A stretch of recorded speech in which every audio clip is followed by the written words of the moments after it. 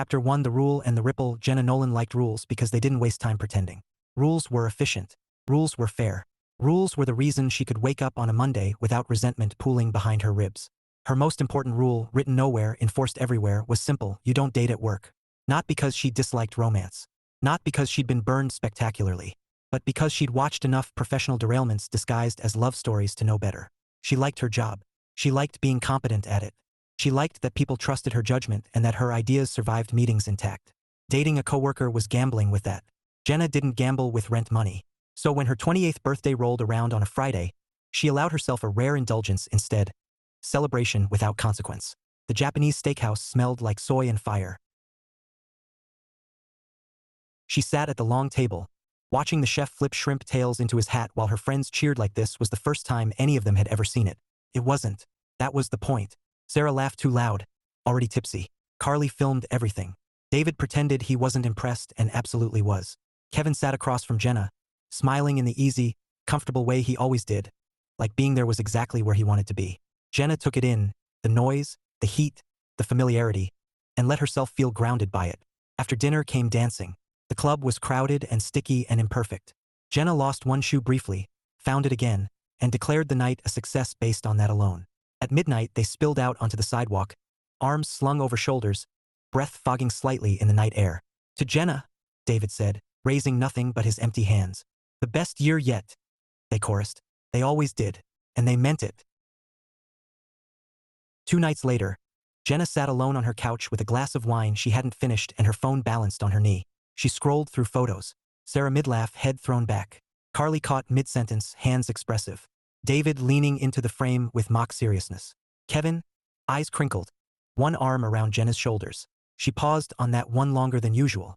Not because of anything inappropriate. It wasn't romantic. It was just solid. Familiar in a way that made her chest ache pleasantly. Her friends were constants. They showed up. They planned. They remembered things. Jenna had always known that when she got married, someday abstractly, they would stand beside her. She scrolled backward through previous years. Roller skating, hiking boots lined up in the dirt, a country bar with a mechanical bull, a rooftop club at sunset, camping gear, concert wristbands. She smiled, wine forgotten. Then she frowned. She tapped back through the timeline again. Slower this time.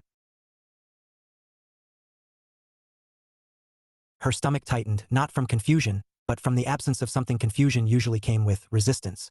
Because it wasn't that she couldn't remember. It was that there was nothing to remember. Jenna sat up straighter.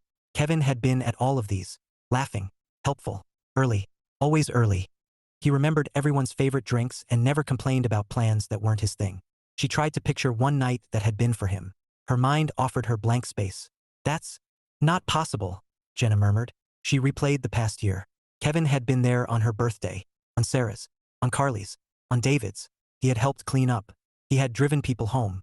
When was Kevin's birthday? Jenna stared at the ceiling, then grabbed her phone and opened the group chat. Everyone except Kevin.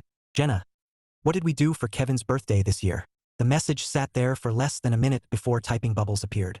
David, Japanese food? Jenna's heart thumped once. Hard. Carly, wasn't that yours? Sarah, wait, when is Kevin's birthday? Jenna swallowed. Jenna, okay, maybe it hasn't happened yet. When is his birthday and what did we do last year? The responses slowed. 10 seconds. 20. Carly, oh no. David, no way. Sarah, guys, they all typed at once, then nothing. Finally, David, I don't know when his birthday is. Jenna let her head fall back against the couch. Jenna, same. Do any of you remember anything we ever did for him? Sarah, I swear we must have. Carly, we have to have. David, I'm scrolling. There's nothing. A cold, embarrassed heat crawled up Jenna's neck. Jenna, we throw birthday parties like it's our religion. No one responded immediately. Then Carly, we're awful. Sarah, God, we're the worst friends. David, how did none of us notice? Jenna stared at Kevin's contact photo alone on her screen. They weren't awful. They just didn't know. And somehow that made it worse. Because Kevin had let them believe this version of reality for years. She typed slowly. Jenna, let's not panic. We don't know if this is by choice yet. There was a pause. Sarah, so what do we do? Jenna stared at the familiar face in the photo, the one that never asked for attention, never centered himself, never made it easy to notice what was missing. She closed the app. What do you do when you realize someone has been quietly stepping aside for over a decade? Jenna finished her wine, stood, and walked to the window. She didn't have an answer yet, but she knew one thing. Whatever Kevin had been protecting, whatever had kept him from taking up space on the one day meant for him, it mattered. And Jenna Nolan had never been very good at ignoring things that mattered. Chapter 2, The Group Chat Reckoning. Jenna did not sleep well that night. It wasn't guilt exactly. Guilt implied wrongdoing, and Jenna had rules about responsibility. You couldn't feel guilty for what you genuinely did not know. Still, the weight in her chest persisted, a low-grade discomfort that followed her into the morning and lingered during her commute. At work, she moved on autopilot. Emails were answered. A brief was reviewed. She gave useful feedback in a meeting and earned a nod from her manager. Everything functioned as usual, which only made the previous night feel more unreal. Like something fragile she couldn't touch while surrounded by whiteboards and deadlines. By lunchtime, she caved and reopened the group chat. There were new messages. Carly. Okay, I haven't stopped thinking about this. Sarah, same. I feel sick about it. David. I Googled how to apologize for missing someone's birthday for 10 years. And it was not helpful. Jenna exhaled through her nose despite herself. Jenna, we don't know that he wants an apology yet. Carly, he deserves something. Sarah, he deserves everything. That was very Sarah. Grand emotions, unfiltered and well-intentioned. Jenna leaned back in her chair, eyes drifting to the window. Kevin sat 3 floors below her in a different department. Same building, same badge scanner, different hallway. Their professional overlap was minimal, but they still ran into each other often enough that avoiding him would be impossible. She didn't want to avoid him. That was the problem. Jenna, let's think before we act. Kevin doesn't forget things. If he's never celebrated his birthday with us, that was on purpose. A typing bubble appeared almost immediately. David. So what, we pretend we didn't notice? The thought made Jenna's jaw tighten. Jenna. No. But we don't ambush him either. Carly. We could ask him? Casually? Sarah. Hey, quick question. Why have we been accidentally emotionally neglecting you for a decade? Casual. Jenna rubbed her temples. Jenna. Someone should talk to him one-on-one. David. Not it. Sarah. Absolutely not it. Carly. I will cry. Like immediately. All eyes turned, figuratively, to Jenna. She stared at her screen, irritation bubbling just beneath the surface. Not at them, not really. At the expectation that she'd be the one to handle uncomfortable things. It was an expectation she'd earned. Jenna, fine. I'll talk to him. The responses came quickly. Sarah, you're the best human. David, we owe you so many drinks. Carly, please don't tell him we suck. Jenna smiled weakly. She put her phone down and went back to work, though her focus was shot. By the end of the day, she debated postponing the conversation. Tomorrow would be easier, she told herself. She knew better. Kevin was leaving the building at the same time she was. He always did, efficient to the minute. Hey, she said, catching up beside him near the elevators. Hey, Kevin replied automatically, smiling. Survive Monday? Barely. They stepped outside together. The late afternoon was cool, the kind of spring day that lied about summer being close. They walked toward the parking lot. Jenna's pulse beat louder with every step. So, she said, then immediately regretted opening with that. I was thinking. Kevin glanced at her. Dangerous hobby. Very funny. She stopped walking. Kevin noticed and stopped too, turning fully toward her. Okay, he said. What's up? Jenna steadied herself. This is awkward, and I want you to know I'm not accusing you of anything. Kevin's brows knit slightly. That's an unsettling way to start a sentence. She winced. Sorry. Let me try again. She drew in a breath. We realized something. Kevin waited. He was very good at that, at letting silence exist without rushing to fill it. We realized we've never celebrated your birthday. The words sat between them, heavy and exposed. Kevin blinked once. Oh, the sound was neutral, almost relieved. You don't have to explain, Jenna rushed to say. I mean, unless you want to. When it clicked, it felt wrong. Like we'd missed something important. Kevin looked up at the building, then back at her. It's not wrong, he said. It's just how it's always been. That doesn't mean it's right. Kevin's mouth curved, but his eyes didn't follow. For me it was. Jenna crossed her arms, resisting the urge to push. She knew that instinct. Fix it, solve it, make it cleaner. But Kevin wasn't a work problem. Can I ask something? She said. You're already asking, he replied gently. Was it intentional? He hesitated just a fraction.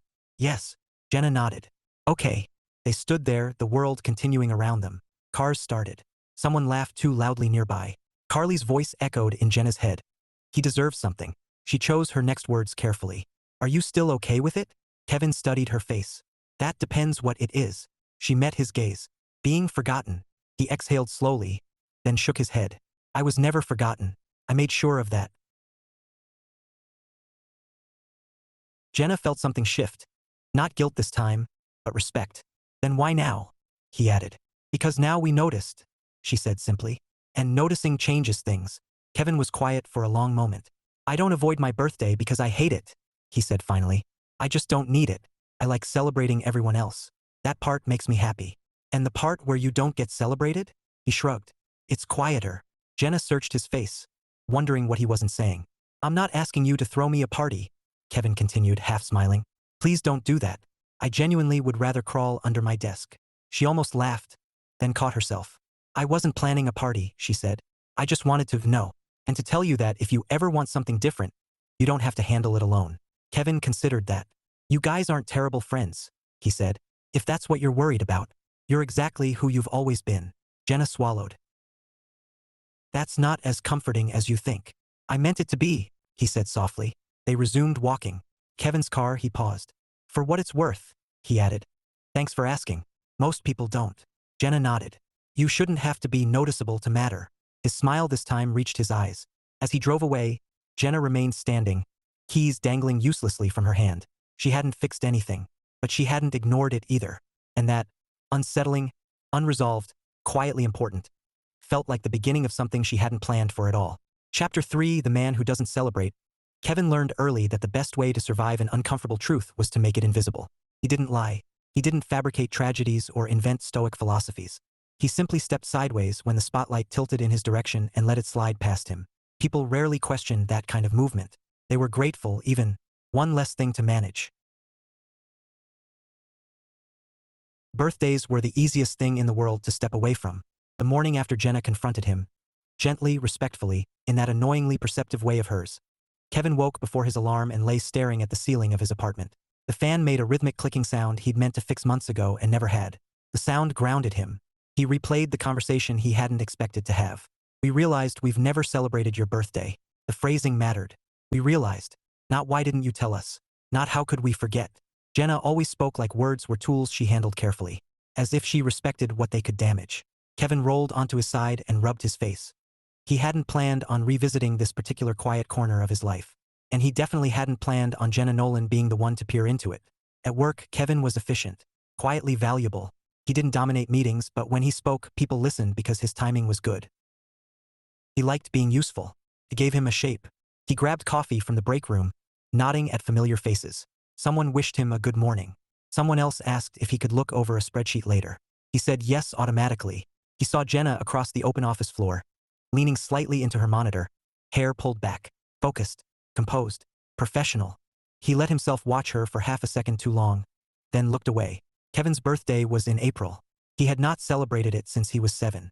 That year, the cake had been chocolate. His mom had let him choose, which felt like the height of privilege at the time. His older brother, Mark, had complained theatrically about chocolate icing but helped anyway. Streamers, balloons, a rented bounce house that took up half the backyard. Kevin remembered bouncing before anyone else arrived, light and fearless, certain the day belonged to him.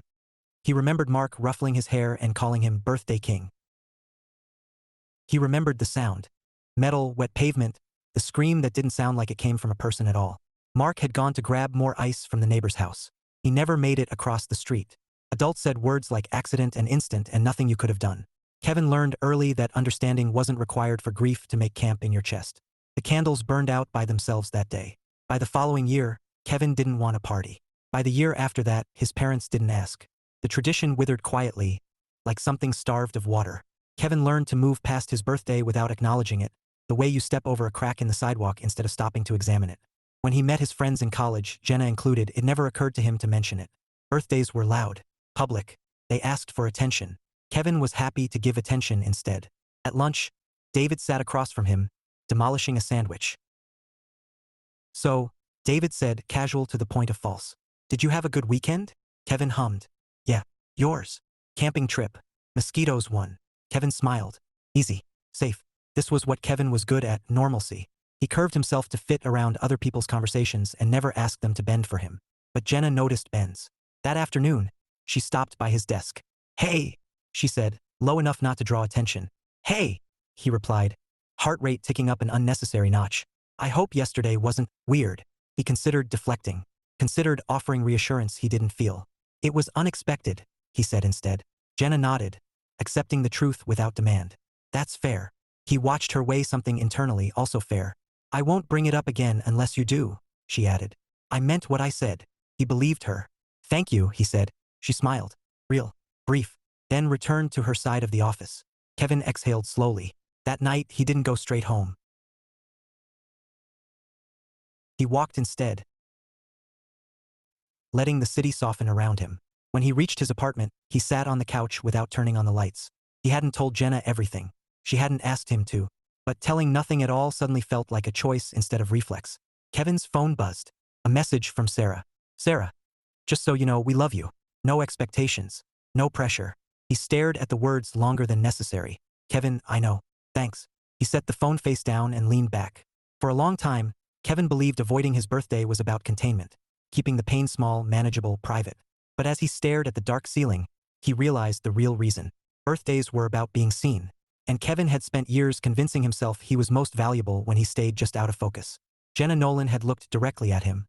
And instead of flinching, she'd waited. That was new and unsettling. And, for the first time in a very long while, Kevin wondered what might happen if he stopped stepping aside and let one day, just one, belong to him again. Even if it scared the hell out of him. Chapter 4, lines Jenna doesn't cross. Jenna believed in clear categories. Work went in one box.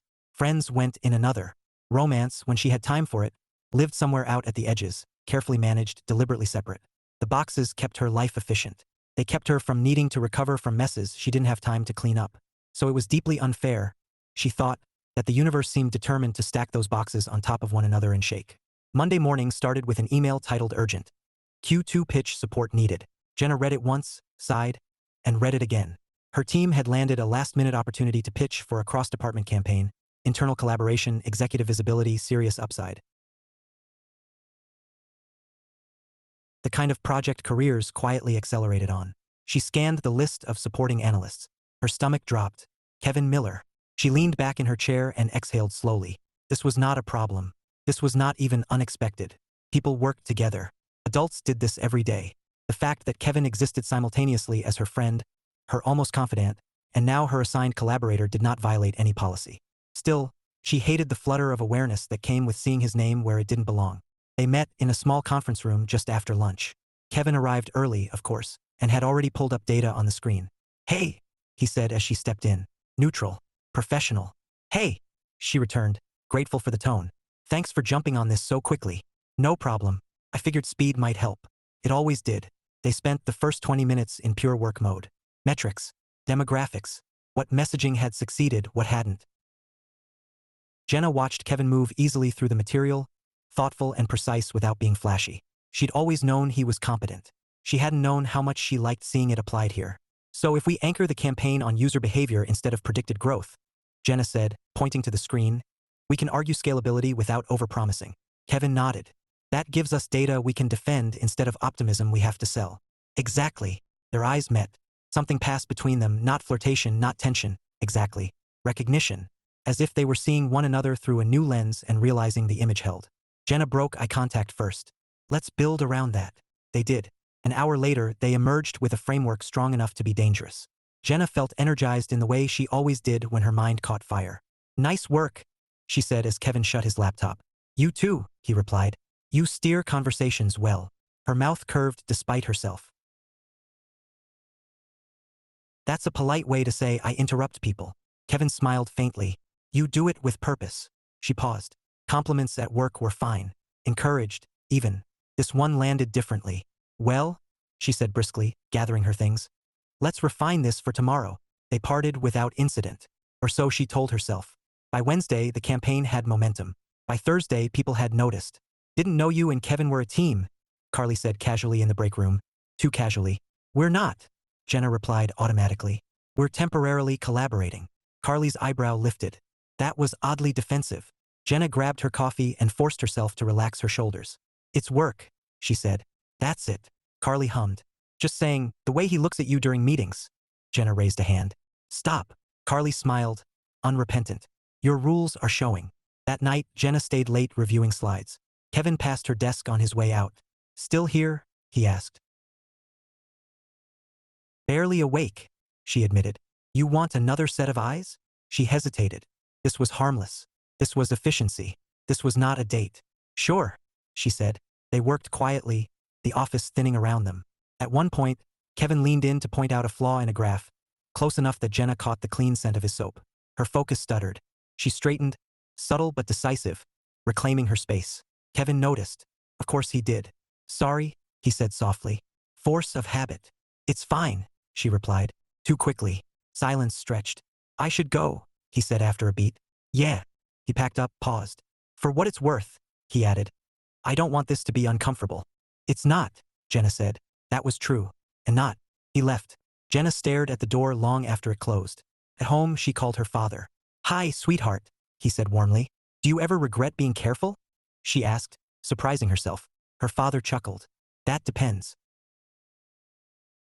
Were you careful out of fear or respect for yourself? She closed her eyes. I don't know. Then it's worth looking at, he said gently. Rules should serve you, not fence you in. She went to bed restless. The pitch the next day went better than expected. The executives liked the angle. They asked questions Kevin answered cleanly, precisely. Jenna watched him with something dangerously close to pride. Afterward, in the hallway, he laughed. A short, surprised sound. I think they liked us, he said. They liked the work, Jenna corrected, then paused. Which we did together. His smile softened. Yes, we did. For a moment, the hallway noise faded. Jenna's phone buzzed. A text from Sarah, of all people. Sarah, Kevin looks really happy lately. Jenna slipped her phone back into her pocket, pulse quickening. That evening, Kevin declined the group's invitation to grab drinks to celebrate the pitch. I've got stuff to do, he said lightly. Jenna wondered if that was a step back or a kindness. She realized something then, standing under fluorescent lights with a success she'd earned fair and clean. Her rule wasn't about dating. It was about control. And for the first time in a long time, Jenna Nolan wasn't entirely sure she wanted to be in control of this. Not if it meant pretending she couldn't see what was already there. Chapter 5. An unscheduled day. The message arrived on a Saturday morning, wrapped in just enough vagueness to feel suspicious. Carly, brunch. Noon. No occasion. Wear comfortable shoes. Jenna frowned at her phone. Jenna. That sounds exactly like an occasion pretending not to be one. Sarah, you're projecting. David, you always wear comfortable shoes.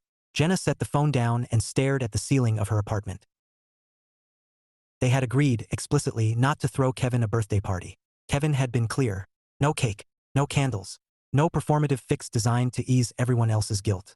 This, whatever this was, felt like a loophole. She pulled on jeans and sneakers anyway, because Carly never issued clothing instructions without reason. On the walk to the cafe, Jenna rehearsed what she would say if Kevin looked uncomfortable, or worse, betrayed. She told herself she was there as a friend. She did not examine why that reassurance felt insufficient. Kevin was already there when she arrived, sitting at an outdoor table with a cup of coffee and the faintest look of suspicion on his face. This is brunch, he said as Jenna approached. I was told this was brunch. It is brunch, Sarah said brightly, already standing. We eat, we talk. Very low stakes. Kevin's gaze flicked around. Why do you all look like you're planning a heist? Because we don't want to mess this up, David muttered. Kevin looked at Jenna. She held up her hands. I told them not to make it weird. I don't believe you, Kevin said, but he smiled a little. Brunch was genuinely brunch. Pancakes, coffee refills. A conversation that ranged from Sarah's impossible client to Carly's building flooding again to David's ongoing feud with a neighbor over recycling bins. Kevin relaxed incrementally, shoulders loosening, laughter coming easier. After they ate, Carly clapped her hands once. So, she said, walk. Kevin blinked. Walk. Just a walk, she insisted. Along the river. It's nice out. Jenna caught Kevin's eye. Are you okay? She mouthed. He hesitated, then nodded. The path along the river was busy but peaceful. They walked in a loose group, sunlight flickering between bare spring branches. Someone suggested ice cream. Someone else argued it was too early. No one mentioned birthdays. Half an hour in, Sarah slowed deliberately until she fell back beside David. I forgot my sunglasses in the car, she announced loudly. David nodded. Same car. Same forgetfulness. They peeled off. Carly checked her phone. Oh, I promised my sister I'd call her back 10 minutes ago. She veered away too, already talking. And suddenly it was just Jenna and Kevin walking side by side. Jenna stopped. Kevin did too. You can tell them to stop, he said gently. She shook her head. They think they're being subtle. They're very bad at it. She smiled. Yes. They resumed walking. For a while neither spoke. I know what this is, Kevin said eventually. Jenna kept her gaze on the river. What is it? A compromise, he replied. Something not a birthday that still says something. And I don't hate it, he admitted. She risked a glance at him. His expression was thoughtful, not tense. I'm glad, she said. We weren't trying to corner you. You're not, he said. Then after a beat, it feels intentional, in a good way. They reached a bench overlooking the water and sat. I used to think avoiding my birthday meant control, Kevin continued. Like I was choosing not to care. And now, Jenna asked. And now I think I was choosing not to feel, he said quietly. Which is different. She absorbed that. You don't owe anyone access to that, she said. I know. He glanced at her. But wanting it isn't weakness either. The words landed somewhere deep and unsettling. Before Jenna could respond, Carly reappeared, holding up 2 cones like trophies. Ice cream one, she declared. You're welcome. Kevin laughed. Unrestrained. Real. Jenna watched him take the cone, watched the easy delight soften his face, and something in her chest tipped. This was the moment. The almost moment. The one you either sidestep or fall into. Kevin looked at her, smile lingering. Thank you. For this. You didn't have to say yes, Jenna replied. I wanted to, he said simply. Their eyes held. Too long. Jenna stood abruptly. We should, head back. It's getting late. Kevin rose too, something unreadable passing over his expression. Right? Of course. The walk back was looser, noisier. Sarah recapped something dramatic. David pretended to trip. Life resumed its rhythm. At the cars, Kevin lingered. This was good, he said. Just so you know. I know, Jenna answered. He hesitated, then seemed to think better of something and stepped back. I'll see you Monday. Monday, she echoed. That night, alone on her couch again, Jenna stared at the same photo from her birthday. Kevin laughing, present, solid. She realized the fear humming beneath her composure wasn't about ruining work or crossing lines. It was about wanting something that might not stay neat. Kevin texted an hour later. Kevin, today mattered. Thank you for letting it be enough. Jenna typed, deleted, typed again. Jenna, you're allowed to matter. Any day. She set the phone down, heart racing. Outside, the city moved on. Inside, Jenna Nolan sat perfectly still, confronting a truth she could no longer ignore. Rules were meant to guide life, not replace it. Chapter 6 work isn't a sanctuary anymore. By Monday morning, the rumor had grown legs. Jenna heard it first in fragments. Lowered voices. A pause that stretched when she entered a room. A look exchanged between 2 people who didn't realize they were bad at pretending. She was too experienced not to notice the shift. Offices had tells. She'd spent years learning how to read them. It wasn't scandal. Not yet. It was suggestion. Great pitch last week. Her manager, Elise, said in passing, tone neutral but eyes intent. You and Kevin worked well together. We did, Jenna replied easily. He's strong analytically. Elise smiled. I agree.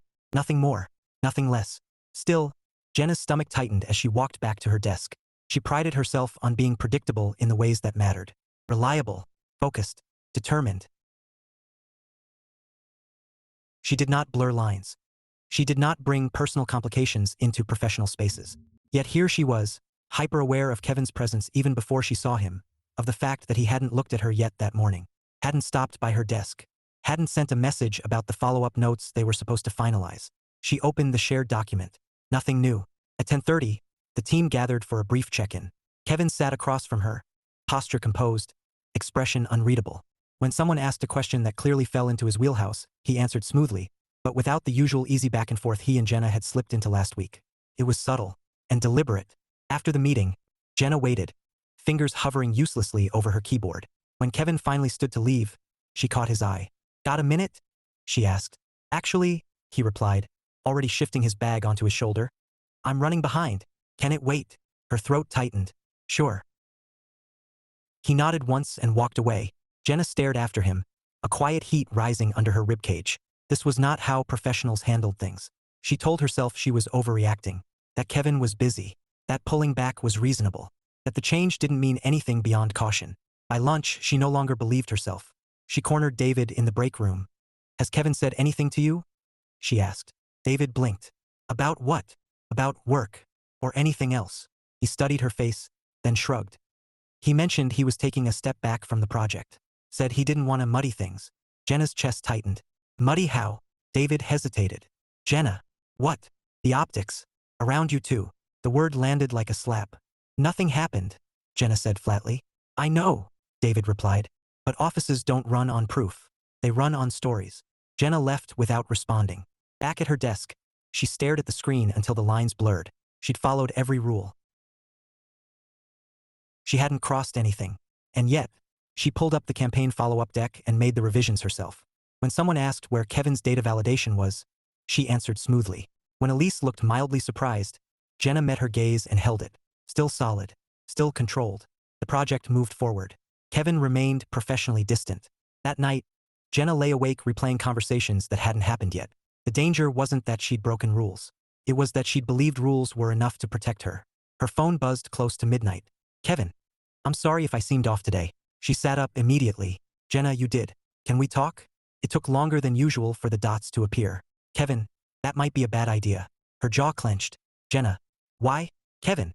Because I don't want to risk your reputation. Anger flared, sharp and unwelcome. Jenna, you don't get to manage that for me. There was a long pause. Kevin, people are talking. Jenna. About what? Kevin, about us. The word us should not have carried that much weight. It did anyway. Jenna. There is no us. Not at work. That was always my boundary. Kevin. And I respected it. I still am. Jenna breathed slowly. Jenna. You pulling away without talking to me isn't respect. It's avoidance. Several minutes passed. When Kevin replied, the tone had changed. Kevin. I don't want to be the reason you lose ground you've worked for. She typed, deleted, typed again. Jenna. Do you think I need saving? The response came instantly. Kevin, no. I think you deserve to choose the risk. Her chest ached. Jenna. Then don't decide for me. Silence. Then Kevin, meet me. Tomorrow. Outside of work. If you still want to. Jenna stared at the screen, heart hammering. This was it. The rule stood right in front of her, solid and familiar. So did the open space beyond it. Jenna, I do. The reply came seconds later. Kevin, okay. She set the phone down, breath unsteady. For years, Jenna had believed that strength meant never needing to test your limits, only setting them firmly enough that nothing could push through. Tonight, she understood something different. Sometimes strength meant stepping forward with your eyes open. Not because you couldn't stand alone, but because you chose not to. Chapter 7, The Thing You Don't Say. They met on neutral ground. That, Jenna decided as she approached the small neighborhood park near Kevin's apartment, was a compromise her nervous system could live with. Not her place, not his, not work, not the friend group. Just a bench, some early evening light, and a deliberate choice to show up anyway. Kevin was already there, sitting with his hands folded loosely between his knees, staring out at the duck pond as if it had personally requested his attention. Hi, Jenna said. He looked up, smiled faintly. Hi. They sat. Not too close, not too far. Every inch felt measured. I'm glad you came, Kevin said. So am I, Jenna replied. After a beat, she added, I hate that those words feel charged now. Kevin huffed a quiet laugh. Same. Silence settled between them, not awkward, but weighted. Jenna felt it pressing, asking one of them to speak first. She inhaled. Talk to me, she said. Please. Not because I need an explanation, but because I don't want to keep guessing. Kevin swallowed, eyes returning to the water. I'm bad at starting these conversations, he admitted. I always have been. I noticed, Jenna said gently. But you're good at finishing things. That earned him a small smile. I didn't pull away because I didn't want you, he said. I pulled away because I didn't trust myself not to want you in the wrong ways. Jenna's heart kicked hard. Explain that, she said quietly. Kevin rested his elbows on his knees, fingers laced. I don't do half measures very well. When I care, it's total. That's manageable when it's friendship. Clear. Stable. But once it becomes something else, everything feels louder. And that scared you? Jenna filled in. Yes, he said simply. Because you worked too hard to have someone like me accidentally complicate things. The words hit closer to home than she liked. Kevin, she said. You don't accidentally complicate things. People make choices. He nodded. Which is why I stepped back. It felt like the only choice that didn't risk costing you something. Jenna leaned back against the bench, eyes lifting to the sky. I need to tell you something, she said. And it might feel uncomfortable. Fair warning appreciated. My no dating at work rule? She paused. It's not just about professionalism. It's about proving something to myself more than anyone. That I don't need help. That love doesn't get to interrupt my momentum. Kevin turned to her, attentive. My dad always taught me that equality in a relationship means bringing something real to the table, she continued. Stability. Capability. Independence. I took that lesson and sharpened it into a weapon. A weapon? he echoed softly. To keep from needing anyone, she said. Including people who might actually make my life bigger instead of smaller. Kevin sat with that. That sounds lonely, he said, not unkindly. Jenna breathed out. It is, manageably so, but still. They were quiet again. After a long moment, Kevin spoke. There's something else, he said. Something I didn't tell you. She turned fully toward him. I'm here. He nodded as if bracing. My older brother died when I was 7. On my birthday. The words settled between them, stark and unadorned. Jenna didn't speak. She didn't reach out. She remembered what silence was for. There was a party, Kevin continued. Cake, friends, a bounce house. He left to grab ice from the neighbors. Got hit crossing the street. I heard it. I saw enough. His voice tightened, but didn't break. After that, birthdays felt like landmines. Everyone else tiptoeing. Me pretending I didn't care. Eventually it became easier to just remove the day entirely. Jenna's throat ached. So you made sure no one asked, she said. He nodded. I couldn't handle being the reason joy and grief shared the same room. That wasn't your responsibility, Jenna said immediately. I know that now, Kevin replied. But 7-year-olds don't reason that way. Her chest tightened painfully. That's why the ice cream mattered, he added. It wasn't loud. It wasn't performative. It didn't feel like you were trying to overwrite something. Jenna blinked back emotion. I'm so sorry, she said. It wasn't apology. It was acknowledgement. Kevin looked at her then really looked. I didn't tell you this so you'd treat me differently, he said. I told you because I didn't want to be half known to you anymore. Especially not if, he stopped. If what? She prompted. If there's something here, he finished. Something that could be real. Jenna exhaled slowly. There is, she said, surprising herself with the steadiness of her voice. But I don't want it to cost either of us who we are. Kevin considered that. What if it changes who you are? He asked. She smiled faintly. Growth usually does. They held each other's gaze. I don't need a savior, Jenna said. And I don't want to be one. I wouldn't ask you to be, Kevin replied. But I do want a partner, she continued. Someone who brings their whole self to the table, even the parts that hurt. And I have to be willing to bring mine too. Not just competence. Kevin's voice was quiet. That's what equality looks like. Yes, Jenna said. Not safety through distance. Trust through choice. He let out a slow breath. So what does that mean for work? He asked. It means we stay professional. Transparent. Careful, she said. It means we don't pretend feelings don't exist, but we don't let them drive decisions either. And for us? She hesitated, then answered honestly. It means we take this slowly, outside of work, with eyes open, and if at any point it starts to threaten what either of us has built, we talk. We don't disappear. Kevin nodded, absorbing every word. I can do that, he said.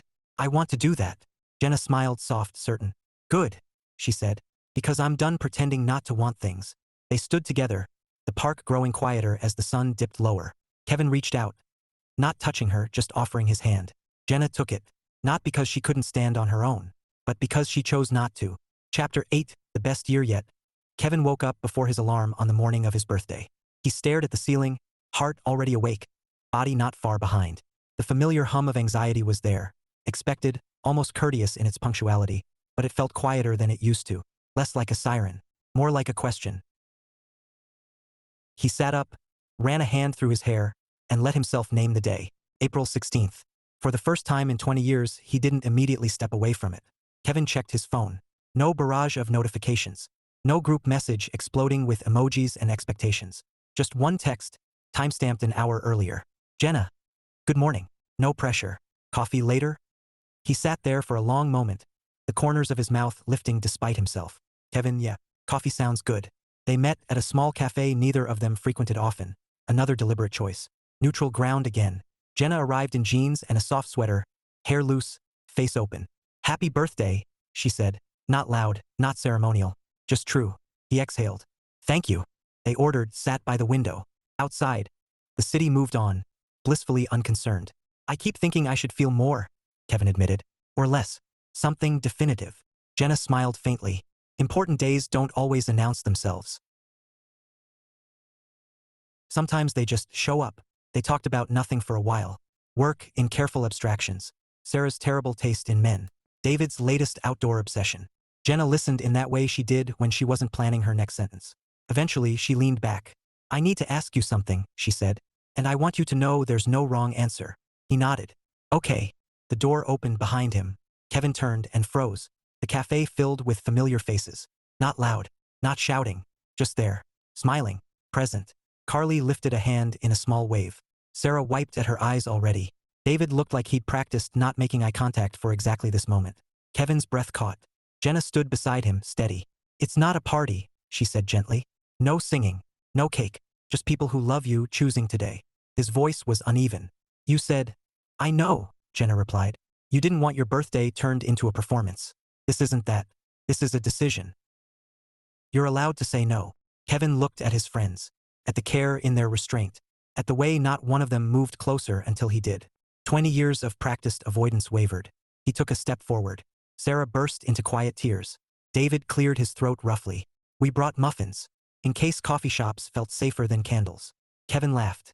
A sharp, relieved sound that surprised him with its force. "Thank you," he said. Felt inadequate. Felt enormous. They sat together. Talked. Remembered. Laughed. No one mentioned Mark. Kevin did. "Today used to scare me," he said quietly at one point, "because I thought joy had consequences."